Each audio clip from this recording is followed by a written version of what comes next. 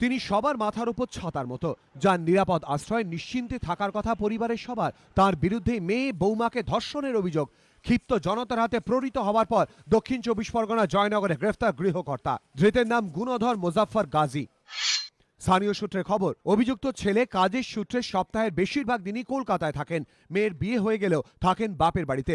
বৌমা ও মেয়ের অভিযোগ, সেই সুযোগে বেশ কিছুদিন ধরে তাদের ধর্ষণ করছেন বাবা। অভিযোগকারীদের দাবি, খুনের হুমকি দেওয়ার ভয়ে মুখ খুলতে পারেননি তারা। বলে ছুরি দিয়ে জবাই করে মেরে ফেলবো, গোলা দিয়ে মেরেছে, আবার এই সব মেরেছে। সাহস করে বৃহস্পতিবার সকালে প্রতিবেশীদের ঘটনার কথা জানান দুই তরুণী। গুণধরের কীর্তি জানতে পেরে ক্ষিপ্ত হয়ে ওঠেন প্রতিবেশীরা।